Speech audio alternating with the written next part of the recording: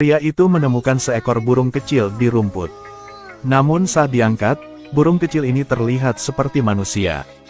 Karena penasaran, pria ini membawa pulang burung tersebut. Sebelum memasuki rumah, dia mengangkat kepalanya ke langit dan bertanya, "Anak siapa ini? Jika tidak ada yang menerimanya, saya akan mengirimkannya ke rumah."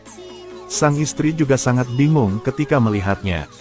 Apakah ini orang atau burung? Setelah beberapa saat mengamati, mereka sampai pada kesimpulan bahwa ini adalah manusia burung legendaris. Jadi mereka mencelupkan tangan mereka ke dalam susu dan memberinya makan. Melihat manusia burung yang gitu lucu, pasangan itu memutuskan untuk mengadopsi dia dan memanggilnya Xiao Mei. Pada malam hari istri memeluknya untuk tidur. Terkadang James bangun untuk memeriksanya. Keesokan harinya sang istri melepas pakaian boneka itu dan memakaikannya pada Xiao Mei. Lalu mengeluarkan kaos kakinya untuk membuat jubah dan mengenakan sayap Xiao Mei. Sekarang dia seperti anak normal. James di sebelahnya membuat troli anak. Lalu keduanya mengajak Xiao Mei jalan-jalan. Mungil dan kelucuannya dengan cepat menarik perhatian para suster. Beberapa orang sangat menyukai Xiao Mei sehingga ingin memeluknya. Untungnya sang istri mendorong trolinya agar rahasia yang mereka simpan tidak terungkap. Di bawah asuhan mereka berdua, Xiao Mei tumbuh dewasa. Bahkan keranjang kecil tidak cukup untuk dia duduki. Sang ibu menatapnya dengan penuh kasih, tetapi begitu sang ibu berbalik, Xiao Mei langsung menghilang. Sang ibu melihat dari dekat dan menemukan bahwa gadis kecil itu telah berlari ke tanah. Mencoba menggunakan sayapnya untuk terbang. Sang ibu sangat gembira, panggil James. Mereka duduk di halaman bersama untuk melihat Xiao Mei belajar terbang. Xiao Mei juga secara bertahap menemukan teman-teman. Hari ini Xiao Mei tertarik dengan sekawanan burung di luar pintu. Gadis kecil itu secara alami melebarkan sayapnya juga. Tetapi saat melihat ayahnya di tempat tidur, dia segera melepaskan pikiran ini. Dan terbang langsung ke antara keduanya dan tidur. Hari ini Xiao Mei sedang bermain dengan ayam-ayam, lalu tiba-tiba mengeluarkan suara aneh. Sang ibu juga menyadari bahwa Xiao Mei telah mencapai usia untuk berbicara. Jadi dia mengajarinya untuk berbicara. Tapi tidak peduli bagaimana dia mengajar, Xiao Mei hanya bisa mengeluarkan suara binatang. Saat anak ini beranjak dewasa, masalah makannya membuat sang ibu pusing. Xiao Mei sekarang hanya suka makan serangga kecil. Ada seekor laba-laba di tanah hari ini, dia langsung mengambilnya dan memasukkannya ke dalam mulutnya. Rupanya Xiao Mei lebih suka makan serangga daripada hal biasa. Hal ini membuat sang ibu merasa sangat jijik. Tetapi dia masih menangkap sepiring besar cacing tanah. Dia ingin mengajari Xiao Mei cara menggunakan garpu untuk makan. Tetapi melihat sayapnya yang tidak bertangan, dia tidak tahu harus berbuat apa. Melihat Xiao Mei terus-menerus melihat dunia luar, sang ibu memutuskan untuk membiarkannya berjalan-jalan. Pada siang hari, dia pergi ke restoran untuk makan. Saat ini, Xiao Mei tertarik dengan dua burung beo di dalam kandang. Dia tidak tahan dan ingin mengepakkan sayapnya, tetapi dihentikan oleh jubahnya. Ketika sang ibu melihat niat Xiao Mei, dia dengan keras memblokirnya. Jika ada yang tahu, Xiao Mei bisa ditangkap lagi. Sekarang seorang pemburu melewati mereka. Sang ibu takut ketahuan, jadi dia menguncinya di toilet. Tetapi ketika sang ibu datang lagi untuk mencarinya, hanya tersisa sepasang sepatu kecil di toilet. Xiao Mei terbang keluar dari jendela. Sang ibu buru-buru berteriak, menyuruh Xiao Mei untuk kembali, tetapi dia pura-pura tidak mendengar. Terbang langsung ke kawanan burung itu. Pertama kali dia terbang jarak jauh, dia dengan cepat jatuh.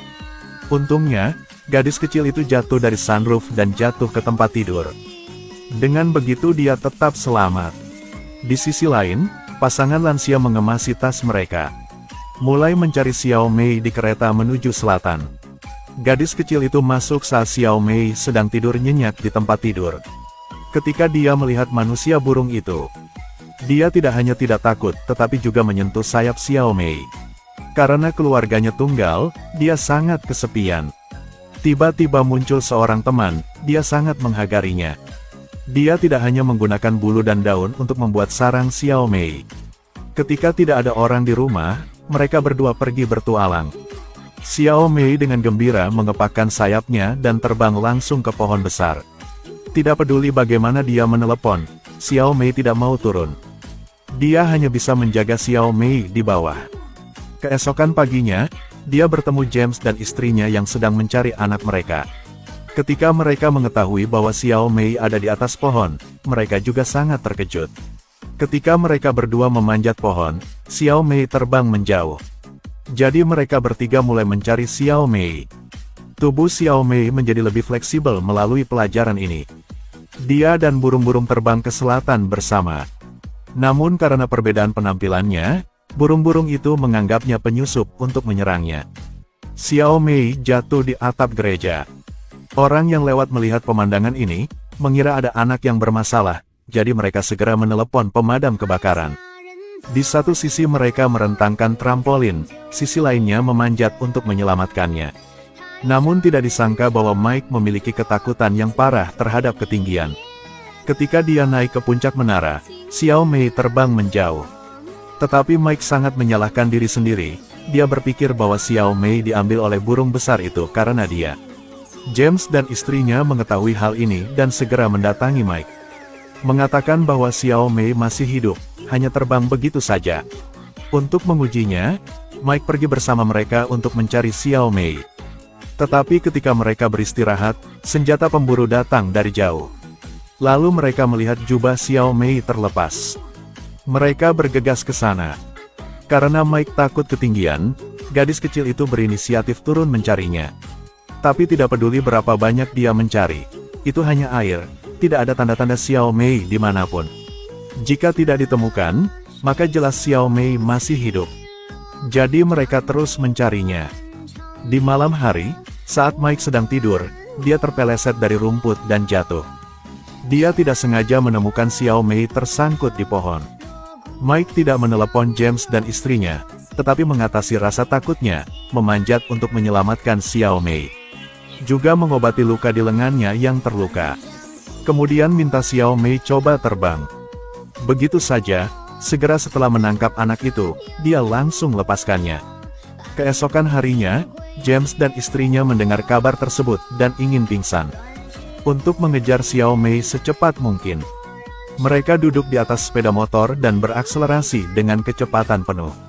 Mereka berharap untuk menangkapnya sebelum putri mereka terbang di atas lautan. Tapi mereka masih satu langkah di belakang. Putri mereka terbang di atas pantai dengan sekawanan burung. Mereka berdua hanya bisa melihatnya pergi. Kemudian mereka duduk di tepi pantai. Diam-diam berdoa untuk gadis kecil itu di hatinya. Tetapi ketika melihat laut untuk pertama kalinya, hati Xiao Mei sangat gugup. Dengan kekurangan kekuatan fisik, dia dengan cepat jatuh ke laut. Saat James hendak pergi, dia sepertinya merasakan sesuatu. Dia menjatuhkan kopernya dan terjun ke laut. Benar saja, dia menemukan Xiao Mei telah dihantam ombak lagi. Begitu saja, keluarga mereka akhirnya bersatu kembali. Di malam hari, sang ibu menyiapkan pesta serangga rebus untuk Xiao Mei. Namun setelah makan malam, Xiao Mei masih melihat keluar. Bahkan menabrak jendela. Mereka berdua tidak tahan melihat putri mereka terluka. Setelah mereka memutuskan untuk melepaskannya, berikan putri mereka langit yang bebas. Keduanya menyuruh Xiao Mei untuk memperhatikan keselamatan, lalu melepaskannya. Xiao Mei mengepakkan sayapnya untuk terbang, merasakan langit yang luas. Mungkin inilah potret nyata seorang anak perempuan dan orang tuanya di kehidupan nyata. Orang tua manapun juga mengkhawatirkan anaknya. Tetapi ketika anak tumbuh, dia membutuhkan kehidupan dan ruangnya sendiri. Dan saat orang tua melepaskannya, anak itu akan menjadi lebih kuat.